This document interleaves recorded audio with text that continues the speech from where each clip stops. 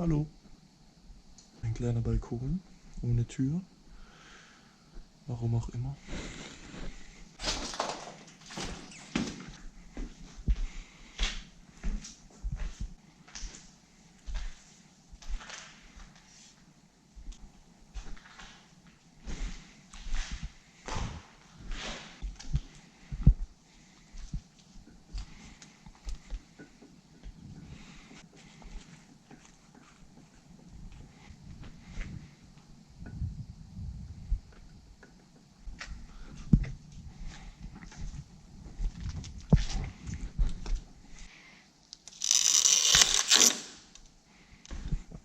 Jo, servus Leute.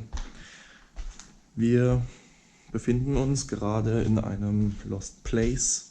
Genauer genommen eine Diskothek, glaube ich, ein Technoladen, der vor 20 Jahren geschlossen wurde. Ich bin fasziniert darüber, wie der nach 20 Jahren immer noch steht und noch nicht abgerissen wurde. Und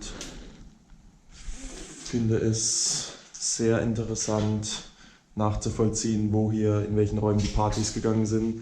Weil ich generell ein Fan von verlassenen Gebäuden bin, dachte ich, beginne ich den Vlog einfach mal damit, dass ich euch hier durch dieses Gebäude führe. Ich kann euch einfach mal hier aus dem Fenster zeigen, wie groß das ist.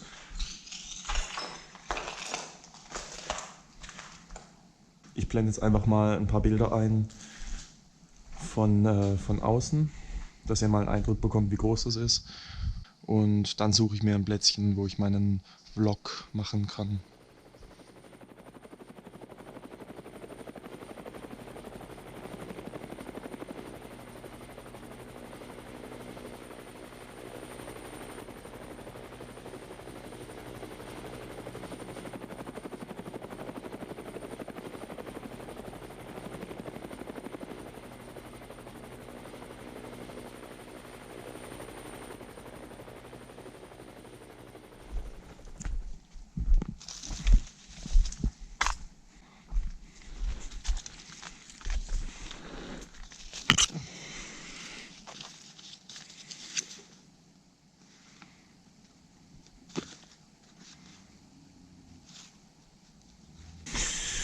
Ich habe gefunden, was ich haben wollte. Eine Erinnerung an diesen Club. Und ich verstehe nicht, dass der nach über 20 Jahren immer noch die Farbe drauf ist. Also das nehme ich auf jeden Fall mit. Das finde ich richtig, richtig krass. Geil.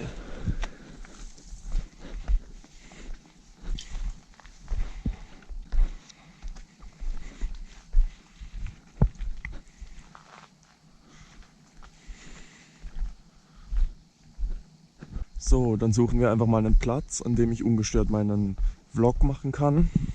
Ich habe auch schon einen in der Aussicht. Jetzt muss ich nur schauen, ob man da auch so leicht hinkommt wie gedacht. Und zwar würde ich gerne da vor auf den Felsen. Ja, gehen wir einfach mal hier durch. Oh, hier geht's. Oh, hier liegt ein Auto. Krass. Hier liegt tatsächlich ein Auto. Kann man erkennen, was es ist? Nee. Wer es erkennt, kann es in die Kommentare schreiben. Der gewinnt ein paar Sticker. Ich gehe jetzt mal runter, vielleicht erkennt man dann mehr. Oh. Boah, fuck. Das war knapp.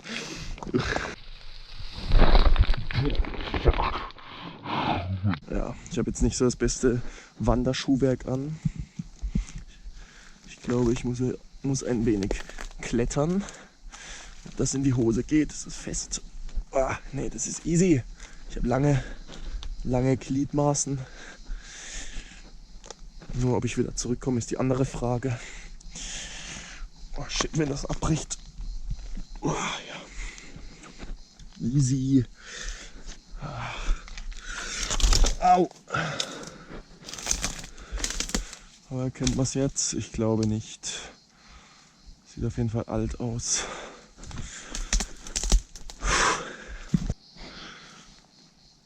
So, ich komme meinem Ziel näher.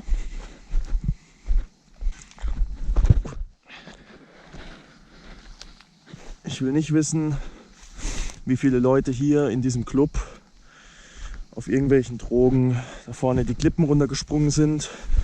War wahrscheinlich auch ein Grund, dass der geschlossen wurde, weil hier einfach viel zu viele Menschen gestorben sind. Auch Leute, die wahrscheinlich da aus dem 3. Stock irgendwie in den Pool gesprungen sind. Wow.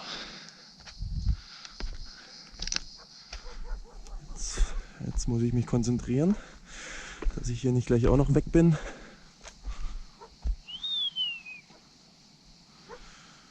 Wow.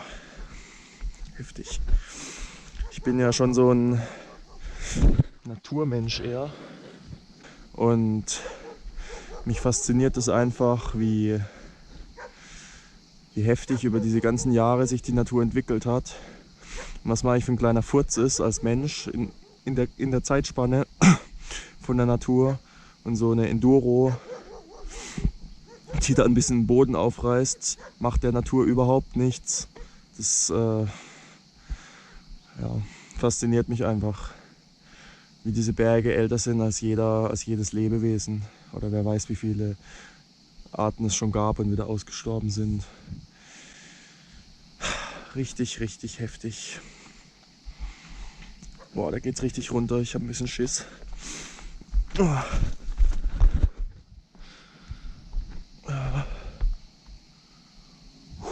Oh, da unten hört man schon Mopedfahrer. Ich habe nämlich gepostet, dass ich hier oben bin. Jetzt kommen wahrscheinlich schon die ersten angefahren. Jetzt muss ich mich beeilen, dass ich noch in Ruhe reden kann. Jetzt mache ich erstmal einen Sprung. Oh. Aber jetzt darüber. Joke. Ich habe es gleich geschafft. Oh, diese Felsen sind richtig scharfkantig. Ich glaube, das ist so Kalkstein. Oh. So, wer jetzt noch dran ist, wird jetzt mit einem Vlog belohnt. Und zwar, erstmal hier hochkommen.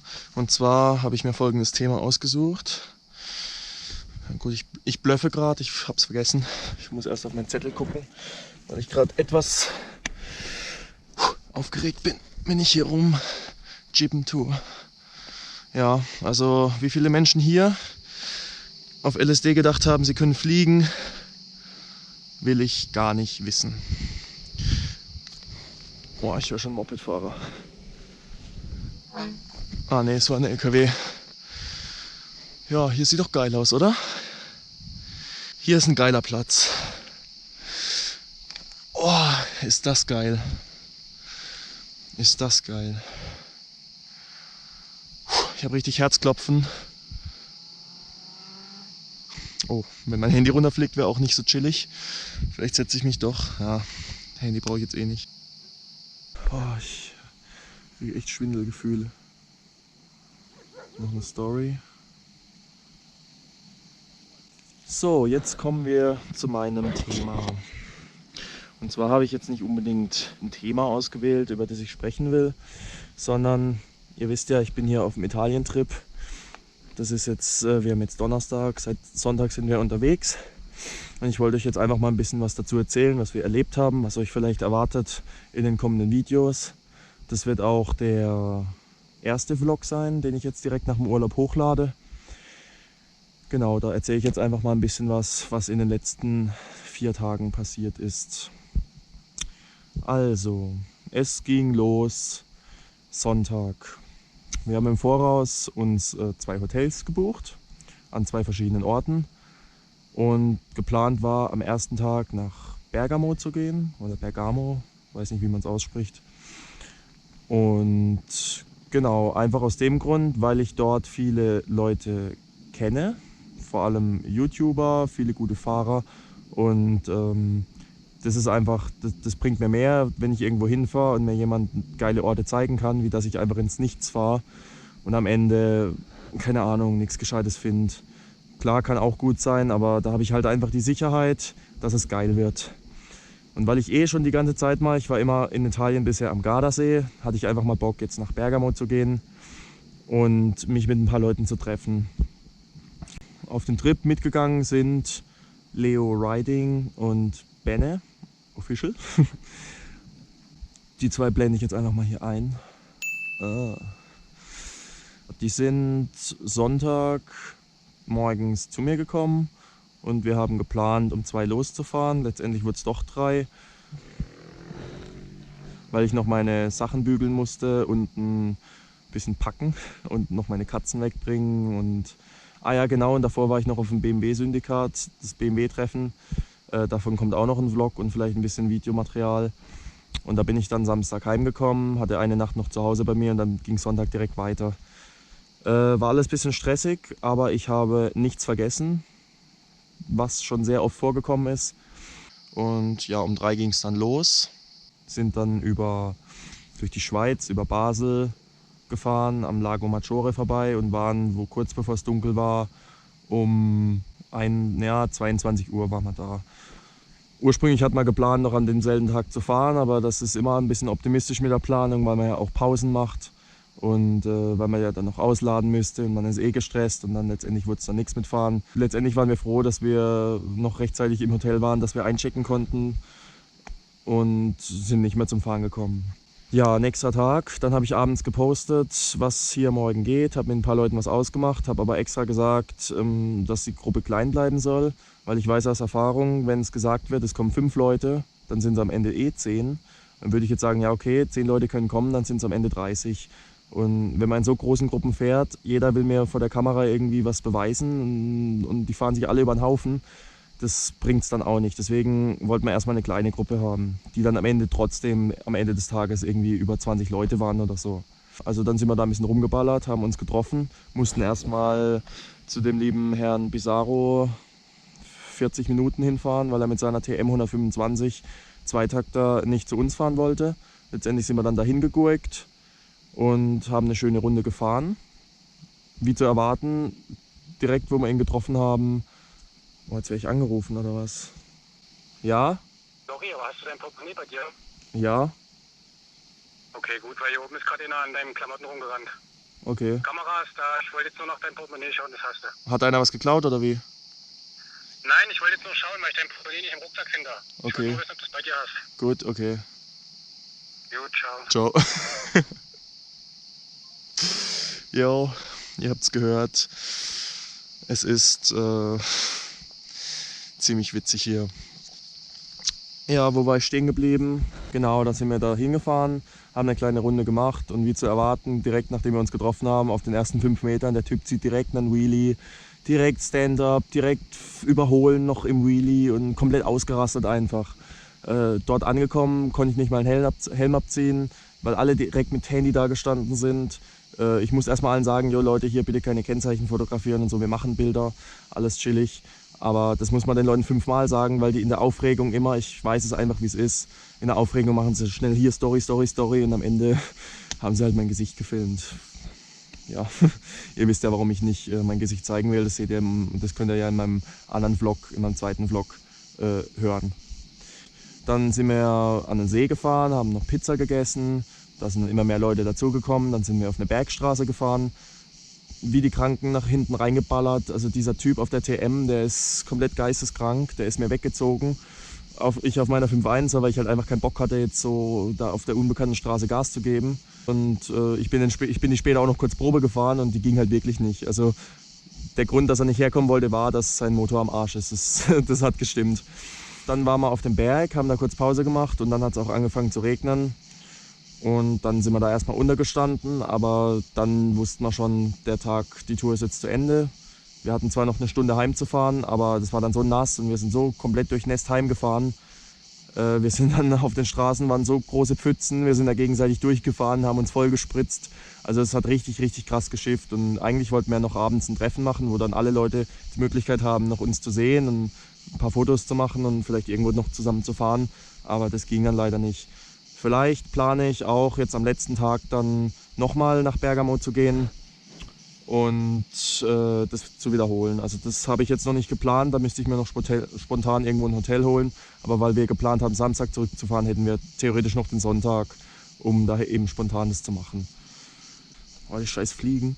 Abends haben wir uns dann nochmal getroffen, da mussten die Leute dann ausnahmsweise zu uns kommen, weil mit der Begründung, ich habe gesagt, wir sind zu euch gekommen zum Fahren, also könnt ihr jetzt auch in unsere Kneipe oder was das war, in unsere Bar direkt neben dem Hotel mit dem Auto kommen. Haben sie dann gemacht, dann haben wir noch 2, 3 Bier getrunken und war ein ziemlich nicer Abend.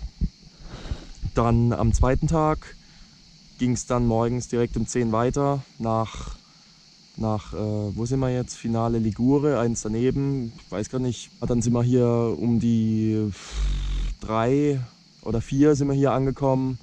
Es war ziemlich heiß, haben wir dann auch gesagt, ja, wir fahren nicht mehr heute.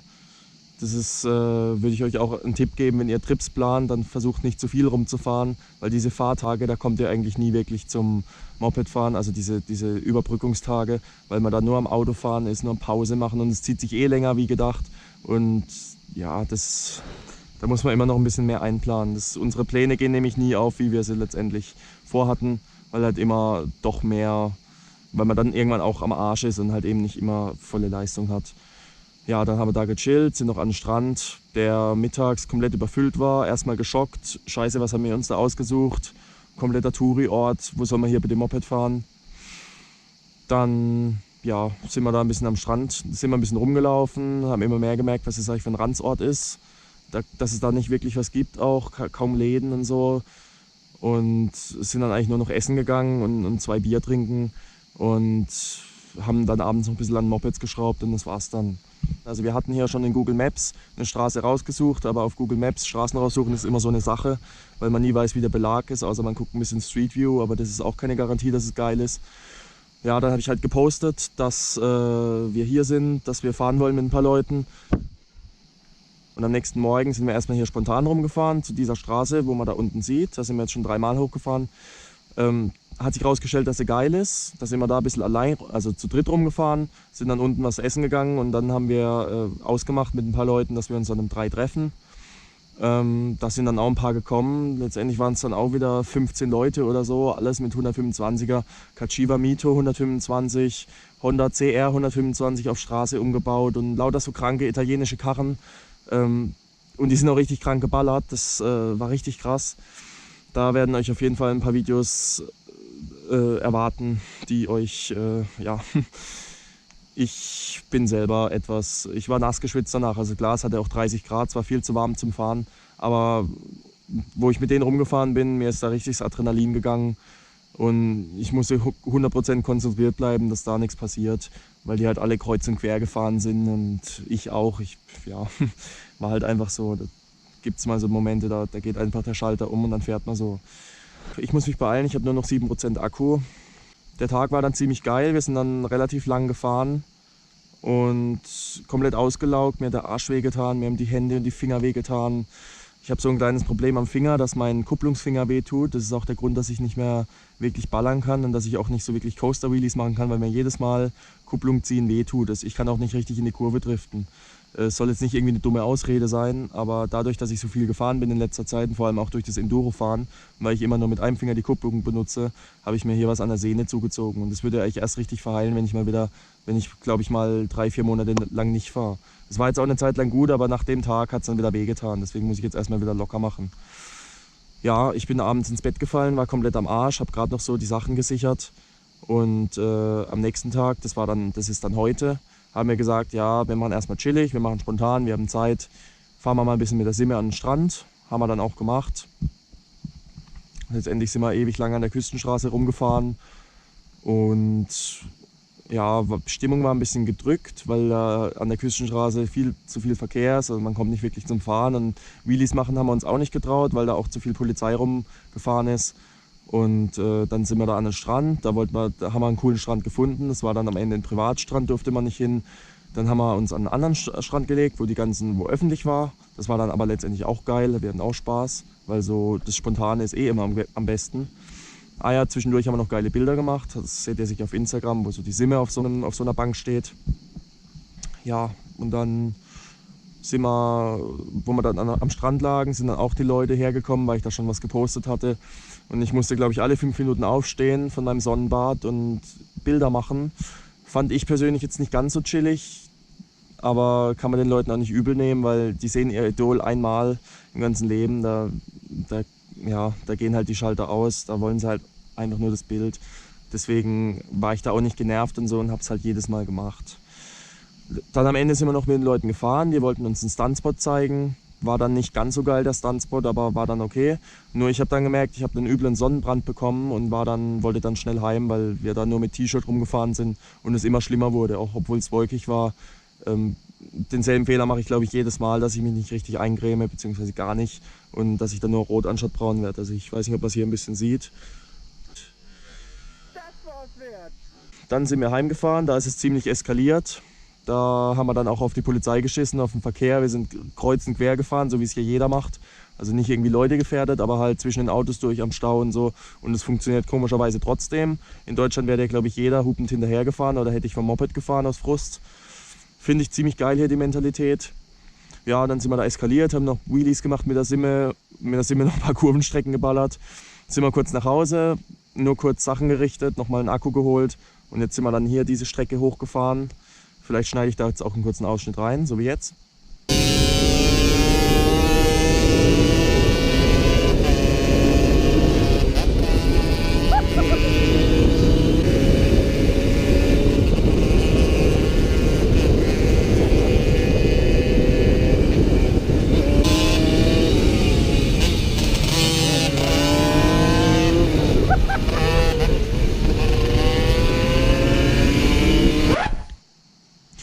Ja, und dann sind wir hier hochgefahren an diesen Ort, den ich sehr faszinierend finde, habe ich euch ja schon gezeigt. Geplant war bis Samstag zu bleiben, aber wahrscheinlich werden wir bis Sonntag bleiben, dass wir nochmal in Bergamo fahren und dieses Treffen wiederholen. Morgen fahren wir nach Sanremo runter. Das ist, da scheint es auch ein paar gute Berge zu geben und ein paar Fahrer. Da fahren wir dann mit dem Bus runter und laden dort aus und bleiben wahrscheinlich auch den ganzen Tag da. Und ja, also wird auf jeden Fall geil. Es ist viel Videomaterial bis jetzt rumgekommen, es wird noch einiges rumkommen. Ich kann es nicht einschätzen, aber ich glaube, da könnte ein ziemlich geiles Video draus werden. Ich habe auch noch viel Material zu Hause, wo ich noch nicht verarbeitet habe. Aber besser zu viel wie zu wenig. Erwartet euch auf jeden Fall einiges, wo ihr euch drauf freuen könnt. Und deswegen ziehe ich den Vlog jetzt nicht unnötig in die Länge. Ich hoffe, ihr hattet Spaß beim Zuhören, konntet euch so ein bisschen reinversetzen in meinen Trip. Ich kann euch auch empfehlen, mal ein bisschen raus aus Deutschland zu gehen. In Deutschland ist alles so spießig irgendwie und hier in Italien ist alles so offen oder Österreich ist auch geil. Kann ich euch nur empfehlen, auch mal so Trips zu machen. Ja, ich genieße jetzt hier noch 5 Minuten die Ruhe und beende diesen Vlog. Bis zum nächsten Mal. Ciao.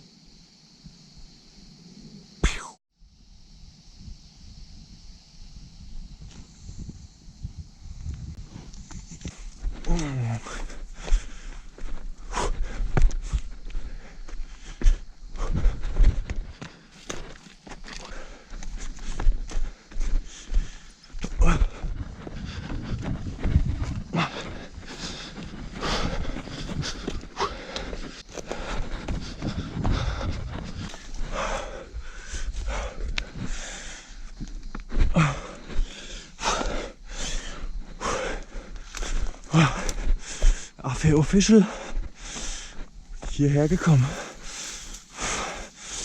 Ah.